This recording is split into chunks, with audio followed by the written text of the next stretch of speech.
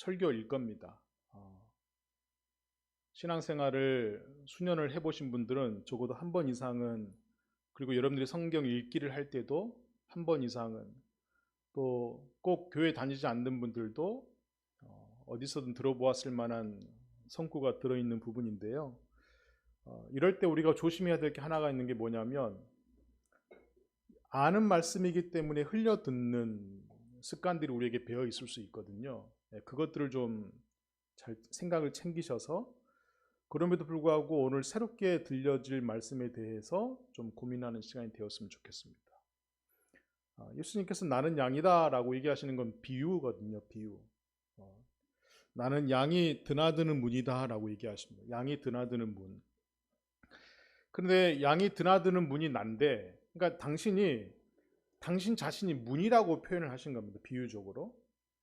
그리고 이 문을 통과하지 않고 다른 울타리로 넘어오거나 이 문 역할을 하지 않는 목자들은, 드나드는 목자들은 다른 데로 오는 목자들의 말을 들을 필요가 없다, 이렇게 얘기하시는 거죠.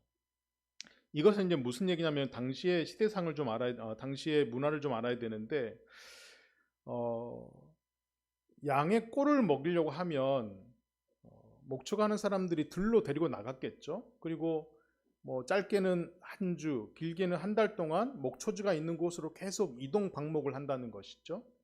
근데 그럴 때마다 중간중간에 있는, 마치 우리가 제주도 가면 그 돌담 보시잖아요, 여러분. 돌담 보는 것처럼 제주도 특별한 문화 중에 하나가, 그 바람이 많이 부니까 분묘 옆에도 이렇게 돌담을 이렇게 해놨잖아요. 짐승들이 들어오지 말게끔 이렇게 하기도 해놨는데, 목축을 하는 현장에 가면 그런 중간중간에 돌담들을 쌓아놓고 돌 울타리를 해놓고 그 가운데에 목자가 자는데 공동 우리가 있었다고 한답니다. 그러니까 한 목자가 한 우리를 다 차지하는 게 아니라 중간중간에 있는 이동 목축을 하면서 방목하던 양들을, 짐승들을 이 우리 안에 저녁이 되면 다시 가두는데, 이 가두는 우리 안에 여러 팀들의, 여러 목자들의 양들이 섞여 있는 것이죠. 그리고 불침번을 선다든지 아니면 아르바이트생을 고용한다든지 해서 이 문지기 역할을 하는 문지기가 따로 있다는 것이죠. 그러니까 이 양들이 들고 나려고 하면 이 문을 지키는 문지기가 있어야만 이 우리 안에 있는 사람들을 막고 담보할 수 있는, 지키는 역할을 하는 것이죠. 그리고 아침이 되면 각각 자기 양을 부르러 자기의 목자들이 와서 자기가 속한 양들을 불러내는 것이죠. 그러면 이제 A팀, B팀, C팀 이렇게 알아서 나가겠죠.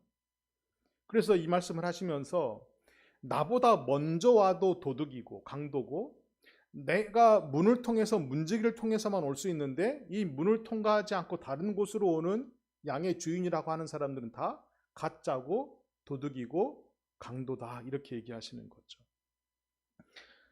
서구식 목축은 보통 보면 뒤에서 몹니다. 소를 몰기도 하고 말을 뒤에서 하거든요. 근데 유대인 성경의, 유대인 문화 속에 있는 이 배경에는 양을 앞에서 인도한다라고 이렇게 되어 있습니다. 그러니까 유대 목자는 왜 앞에서 인도하냐면 양의 특성상 그렇답니다. 그러니까 다른 짐승보다도 양은 자기 코 앞만 보고 소리에 민감한 동물이라고 해요. 그러니까 뒤에서 인도를 할 수가 없는 것이죠. 목자가 앞에서 인도해야만 자기 코 앞만 보고 가는 양들을 인도할 수 있고, 소리에 민감하기 때문에 부른 대로 따라올 수 있다는 것이죠. 그러니까 방향 감각이 없어서 쉽게 길을 잃어버리는. 저희가 수년 전에 그 양가 목자라고 필립 켈러의 책을 한번 북쉐링 한 적이 있잖아요. 그 책에 너무 자세히 나와 있는데, 유대인들이 그 이동식 하면서 목축하는 것들을 보면서 얼마나 양과 목자의 관계가 끈끈해야 하고 오랫동안 신뢰의 관계에 있어야만 가능한지 그 책에 대해서 너무 잘 나와 있습니다.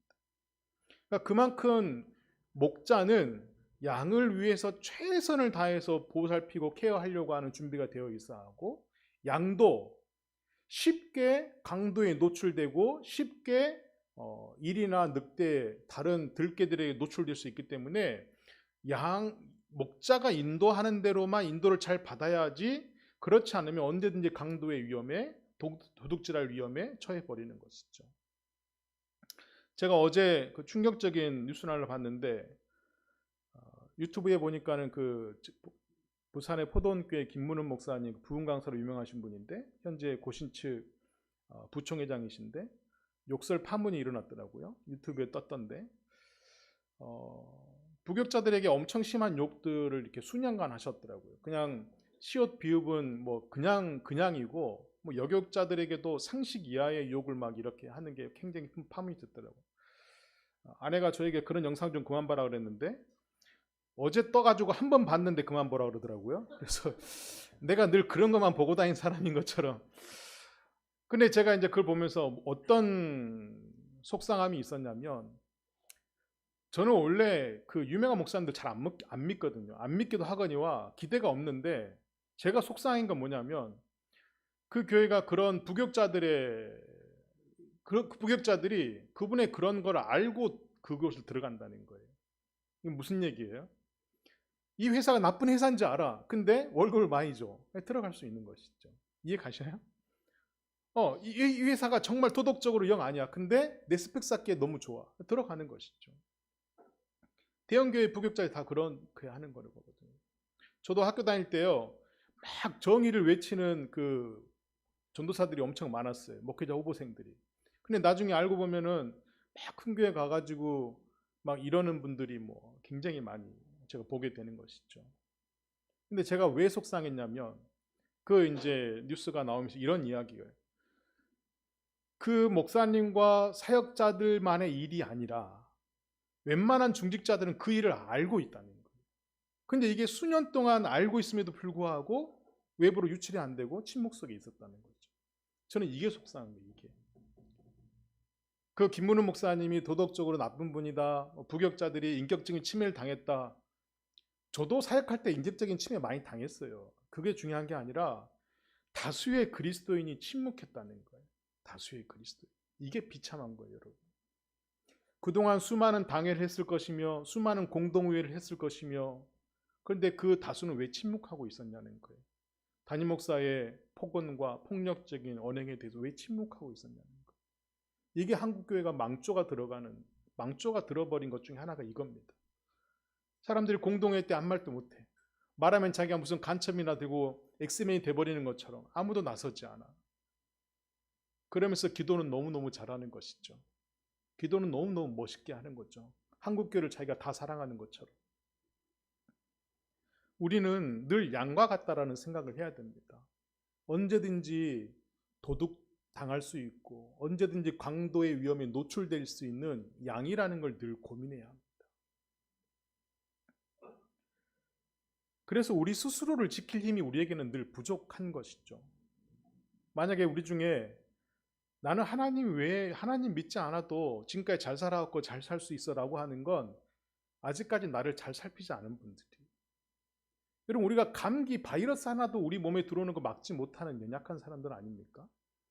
우리 머릿속에 들어오는 생각 하나도 불안을 막을 수 없는 게 우리 존재잖아요. 근데 뭘 그렇게 지금까지 혼자 잘 살아온 것처럼 주장하냐는 거예요.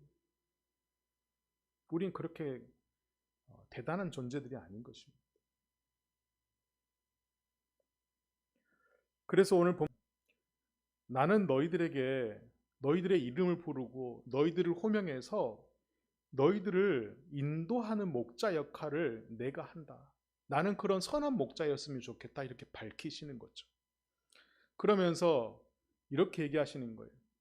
왜 내가 너희들의 선한 목자야 되냐면 내가 너희들을 우리로 안으로 들이는 이유는 너희들이 이곳에서 밤새 안전하게 있도록 나는 너희들을 인도하고 싶어. 내가 너희들을 아침에서 너희들을 불러서 이 양 우리로 꺼내는 이유는 가서 꼴을 먹고 너희들의 생명을 연장하게 하기 위해서 그렇게 하고 싶어. 그러니까 나는 너희들의 선한 목자가 된다는 게 너희들을 안전하게 하고 꼴을 먹이게 하기 위해서 드리기도 하고 나가기도 하는 역할을 내가 하고 싶다. 이렇게 얘기하는 것이죠. 그러니까 결국은 이 선한 목자가 누굴 위해서 한다는 거예요? 나를 위해서 그렇게 한다는 거예요. 그 역할을 해주신다는 거예요. 이게 마다할 이유가 없지 않습니까? 그런데 강도의 목적은 아주 분명하다는 거예요. 강도의 목적은 뭘 것 같아요? 문지기를 통해서 우리 안에 들어오지 않는 다른 목자는 밤에 몰래 이 우리 안에 들어올 거 아니에요? 그러면 이 양들을 끄집어내서 어떻게 할까요? 자기 소유로 삼든지 매매를 하든지 도축을 하든지 뭐 셋 중에 하나 아니겠어요? 목적 자체가 자기를 위해서 사용하는 거죠.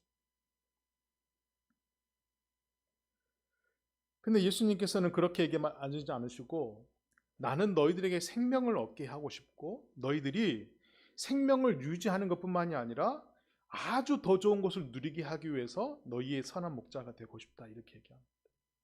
여기서 우리가 하나 짚고 넘어가야 될 게 우리가 하나님을 믿고 따른다는 신앙한다는 것은 늘 이런 욕심에 우리가 노출돼 있거든요. 뭐냐면 하나님께 과잉 보호받고 싶어 해요. 하나님이 나만 바라봤으면 좋겠고 우리 가족은 안전했으면 좋겠고 나와 관계된 모든 것은 다 튼튼했으면 좋겠고 무너지지 않았으면 좋겠고 물론 인생이 사는 것 자체가 고행이기 때문에 그런 바람을 가질 수는 있죠. 그러나 하나님은 우리에게 각자를 가잉하기를 우리에게 원하지 않으셔요. 여러분 우리 자녀를 키워보니까 알잖아요. 자녀를 과잉하면 어떻게 돼요? 독립하지 못합니다. 부모에게 모든 걸 구하게 되고 40, 50이 넘어도 캥거루족이 되고 과잉하는 것은 그 자녀를 망치는 길 중에 하나거든요. 하나님 우리를 과잉하면 우리는 소원을 다 이룬 것 같지만 오히려 우리를 망치는 길을 하나님은 걷지 않으신다는 거예요. 하나님 우리에게 어떤 길을 걷길 원하시냐면 우리를 과잉 보호해서 하나님만 바라보는 자녀로 키우시는 게 아니라 때로는 어려움도 있고 때로는 넘어짐도 있고 때로는 뒤처짐도 있고 때로는 열등감도 느끼고 자존감도 바닥에 떨어지지만 그 모든 것 속에서 하나님의 은혜였구나라는 것을 고백할 수 있는 감사와 과분함이 넘침을 알게 하는 자로 우리를 서게 하신다는 거예요. 우리가 지난해 나눴던 것처럼 결핍이 있는 사람만 은혜와 보호는 알거든요. 부모의 결핍을 느낀 사람이 사랑을 받아봤을 때 하나님의 사랑을 껴안았을 때 고백할 수 있는 은혜가 있는 것처럼 우리가 과잉으로 보응받았을 때 하나님을 온전히 찬양할 수 있는 게 아니라 뭔가 부족한 것 같지만 뭔가 아쉽지만 되돌아보며 모든 것이 다 은혜였다고 가분한 넘치는 것이었다고 고백할 수 있는 것이죠. 그런데 돈만 밝히는 사꾼 목자들은 어떠냐면 어떤 특징이 있냐면 계산에 아주 능해서 편법에 하고 자기의 숨은 동기를 가린다는 거예요. 숨은 동기를. 그래서 겉으로 볼 때는 굉장히 세련되어 있거든요. 그런데 사실은 그게 가려진 세련함이 있는 것이죠. 여러분 양과 목자가 관계를 하려면 한두 번 목소리 들어보고 내 목자라는 걸 알겠어요? 그럴 수 없을 겁니다. 한 해, 두 해, 엄마 양 따라서 아빠 양 따라서 몇 번 따라가다 보니까 그 양이 울리는 종소리, 그 양의 목소리 톤, 그 목자의 목소리 톤, 그 목자가 이끌어가는 길들 이것들이 수년간 쌓여서 내 목자라는 걸 그때야 인식할 겁니다. 그런데 세련된 싹꾼들은 그런 시간들을 주지 않거든요. 왜? 금방 잡아먹어야 되고 내가 소유해야 되고 금방 매매해야 될 급한 사람들은 이런 관계를 살 수가 없는 것이죠. 그래서 예수님은 내가 너희들의 선한 목자 역할을 하고 싶다라고 얘기를 하는 겁니다. 우리 윤사님 오늘 기도하셨지만 우리 한국교회가 많이 그렇게 비유적으로 얘기하거든요. 담임 목사가 목자이고 성도들이 양인 것처럼. 근데 1차적인 역할은 사실은 담임 목사가 할 수 없는 겁니다. 예수 그리스도만이 목자의 역할을 하는 것이고 절대 담임 목사가 대한민국이 아니라 어디에도 목자 역할을 할 수 있는 담임 목사는 아무도 없습니다. 목사는 아무도 없습니다. 그 선한 목자이신 예수 그리스도의 목소리를 듣게 하는 것으로 가이드하는 통로로 사용되는 사람들이 목사 역할인 것이지 목자 자체가 될 수 없는 것이죠. 물론 이건 이제 비유이기 때문에 이렇게 얘기를 하는 겁니다. 양들을 위해서 자기의 목숨을 담보할 수 있는 사람은 참 목자이고 자기의 목숨을 담보할 수 없는 목자는 사꾼 목자인데 이나 늑대나 들개들이 왔을 때 사꾼 목자들은 어떻게 해버려요?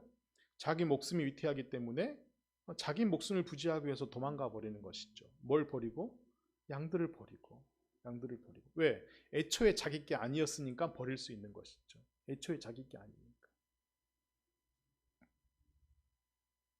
저도 목회하면서 지금 14년째인데 가끔 그런 얘기해요. 어떤 분이 목사님 지방에 여기저기 이렇게 청빙 자리가 나면 가실 거예요. 제가 그러죠.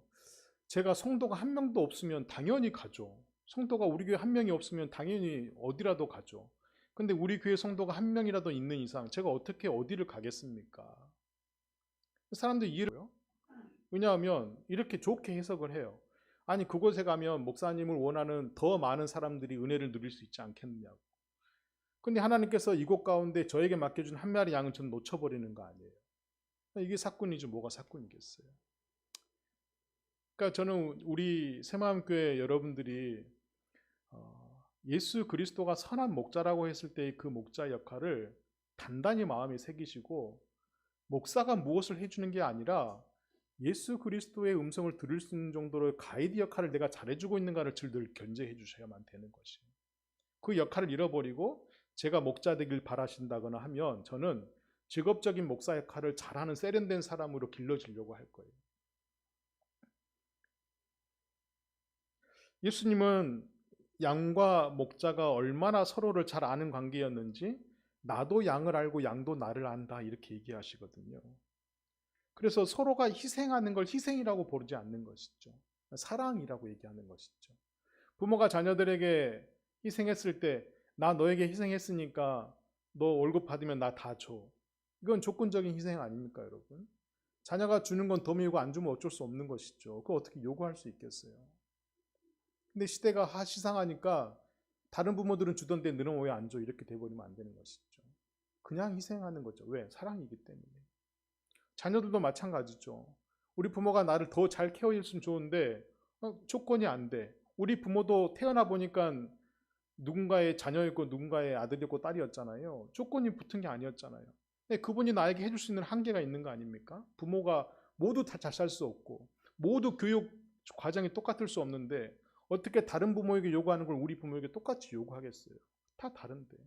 그러면 좀 소원하고 부족한 건 그냥 인정해야 하는 것이죠.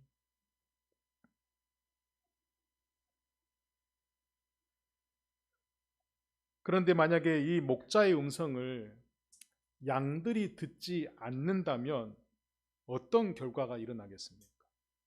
양들이 이 목자의 음성을 듣지 않는다면 아마 사꾼 목자에게 끌려가서 사꾼 목자가 소유화하고 팔아먹고 잡아먹는 사꾼 목자에게 계속 끌려다니겠죠. 오늘날 저는 이런 사꾼 목자가 이단 교주나 아니면 다른 종교의 지도자라고 생각하지 않습니다. 오히려 우리의 편리함을 주장하고 우리가 더 이상 이 자본주의에 잠식된 상태에서 깨닫지 못하도록 우리를 묶어놓는 그런 것이라고 생각합니다. 그것이 사람에 따라 이성일 수도 있겠지만 물질이라고 하는 우리가 부인할 수 없는 거 아니겠습니까? 저는 오늘 우리 교회 생일을 맞이해서 오후에 장로 임직이 있는데 저는 임사님을 오랫동안 봐오면서 교회가 증인이 있다면 교회 성도들이 되어야 하는데 그 중에서 으뜸인 사람인 장로가 되어야 하고 장로의 역할은 목사를 견제하거나 교회 행정을 잘 보거나 사업을 잘해서 성도들을 잘 물질적으로 도와주거나 저는 이런 사람이 장로가 아니라고 봅니다. 오히려 장로는 성도들인 양인 예수 그리스도의 음성을 잘 들을 수 있도록 그리고 그 목자에게 잘 인도될 수 있도록 늘 옆에서 케어해 주는 사람이라고 보는 겁니다. 교회법에도 보면요, 장로의 직무 중에 가장 중요한 게 성도들을 영혼을 돌보는 겁니다. 가장 중요한 게. 근데 이것이 되지 않고 많은 조직교회들이 장로들이 한 역할이 뭐냐면 이것과 벗어난 역할들을 하는 데 집중되어 있는 것이죠. 그런 의미에서 저는 우리 새마음교회가 비록 숫자는 적지만 희망이 있다고 보고 그 희망을 전통이 되어서 우리가 그런 장로들을 으뜸으로 생각하고 또 그런 장로가 세워졌을 때 공동체가 함께 그 일을 참여해 나갔으면 좋겠습니다. 무리를 이탈하는 양은 예수님께서 어떻게 하실까요? 제가 오늘 이제 이 마지막 이야기를 좀 하고 싶습니다. 때로는 신앙생활을 하다가 사람에게 상처받고 또 교회 이런저런 일들 때문에 이것이 정말 하나님의 교회인가라고 생각해서 실망을 금치 못한 일들 때문에 상처받은 일도 많이 있을 겁니다. 뭐 이런저런 이유 때문에 교회를 또 양의 무리에서 이탈하는 사람들이 생길 수 있거든요. 오늘날은 안 나가는 성도를 거꾸로 이야기해서 가난한 성도다. 믿음은 있지만 교회 나가지 않는 사람들 이렇게 표현하는데 이런 무리들을 향해서 예수님은 어떻게 하실까요? 예수님은 가끔 그 무리에서 이탈된 사람들에게 돌을 던집니다. 돌을 던지는 이유는 그 양을 맞추기 위해서가 아니라 그 양이 잘못 가는 길 앞에 돌을 던지는 것이죠. 그러면 잘못된 길을 가던 그 양은 자기 앞에 던져진 돌을 보고 흠칫 놀라겠죠. 그러면서 주위를 둘러볼 겁니다. 그러면서 자기가 이탈된 곳에서 원래 있던 무리로 돌아가게 되겠죠. 우리가 신앙생활을 하다가 가끔 우리 앞에 던져진 돌들이 있어요. 가로막히기도 하고 위험하기도 하고 내가 맞을 뻔하기도 하고 그런데 그 막힘과 그 충격은 나를 원래 곳으로 돌아오게 하라는 하나님의 신호탄일 수 있다는 것이에요. 그러니까 혹시 우리 앞에 떨어진 돌 때문에 여러분 놀라지 마시고 두 가지를 질문해야 됩니다. 나는 누구의 음성을 듣고 있는가? 그리고 나는 어디로 가고 있는가? 제가 이번 주 한 작가의 책을 읽으면서 사람은 그렇게 인사해야 된대요. 보통 우리가 인사하면 너무 의례적으로 그렇게 인사하잖아요. 안녕하세요. 안녕하신가요? 또 설날이 되면 복 받으세요. 아무 의미도 없는 인사들을 하잖아요. 근데 그렇게 하지 않고 우리 마음속으로라도 주님의 음성을 듣고 계십니까? 누구의 음성을 듣고 계십니까? 또 어디로 가고 계십니까? 라고 질문할 수 있다면 이보다 더 좋은 질문이 인사가 어디 있겠는가? 이런 이야기를 하더라고요.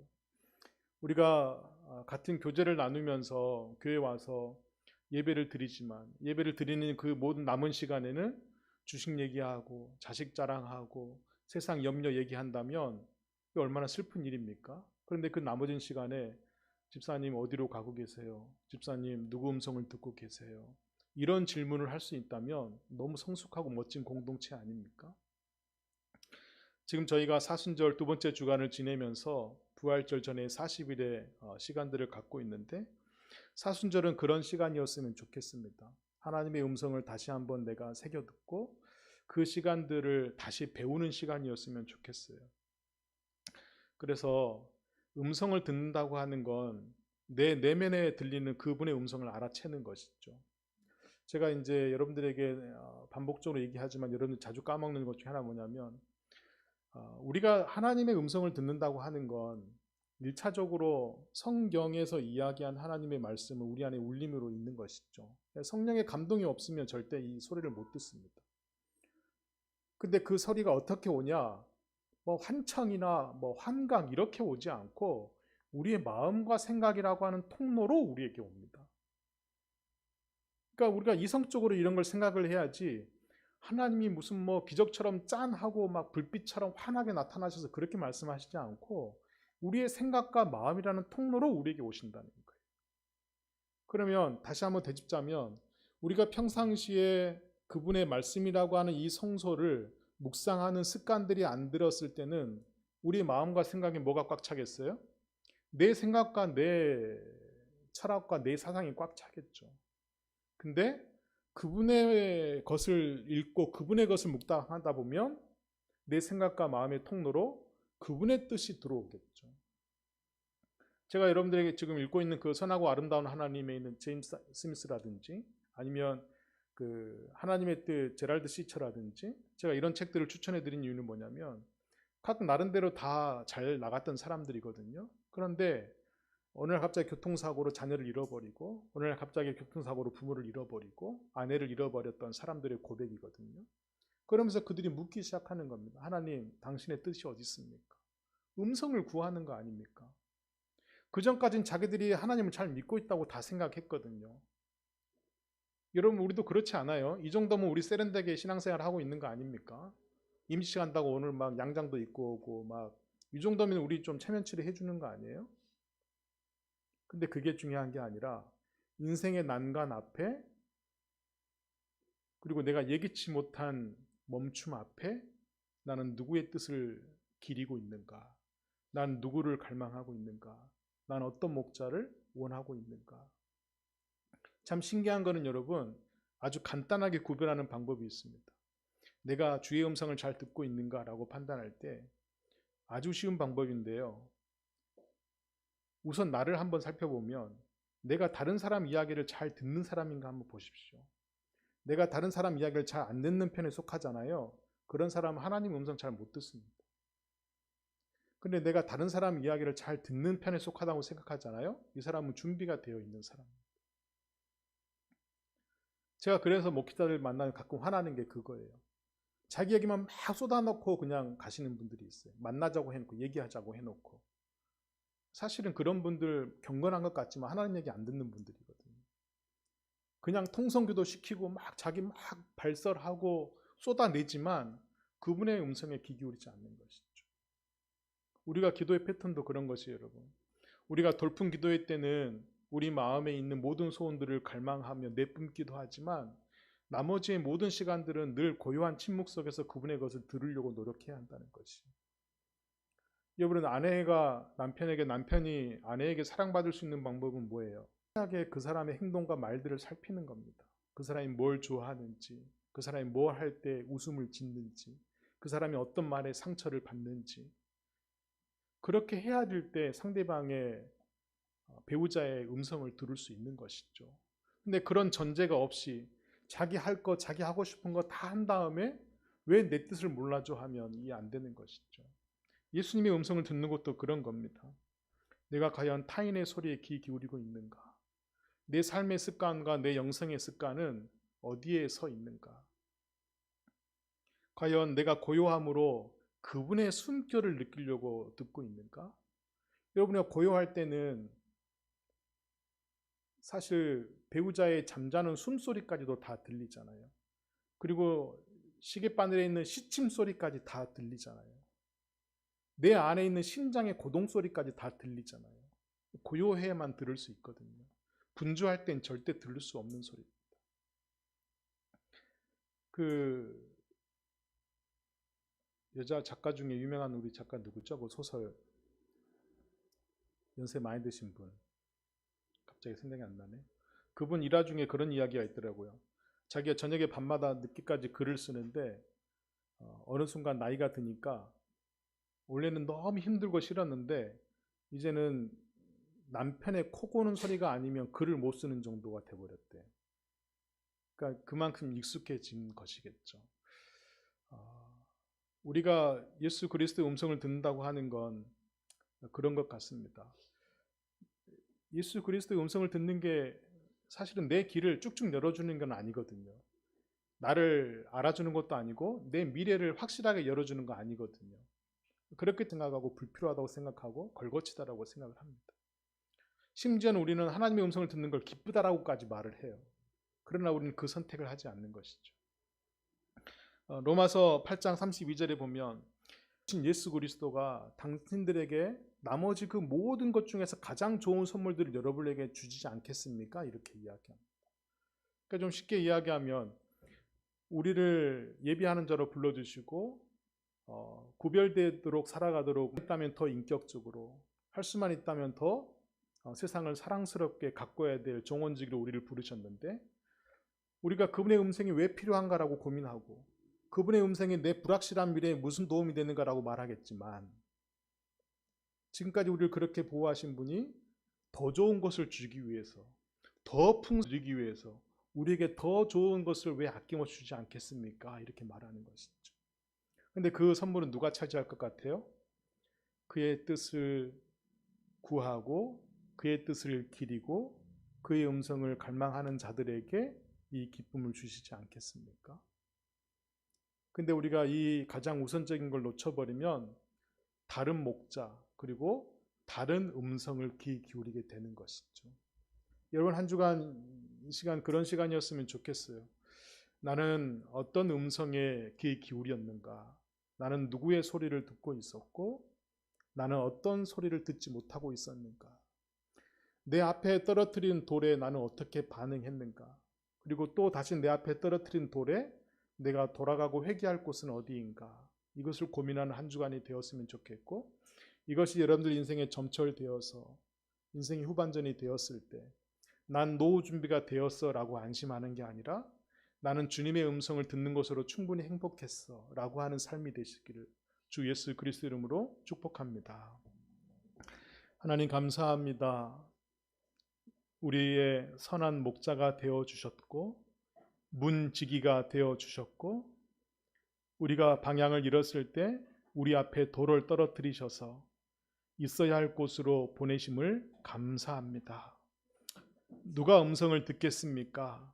자신이 양이라고 인정하는 자들만 듣지 않겠습니까? 우리가 위험에 쉽게 노출될 수 있는 양임을 기억하게 하시고 당신의 음성을 듣는 자만이 참 목자임을 알 수 있는 은총을 베풀어 주옵소서. 예수 그리스도 이름으로 기도합니다. 아멘.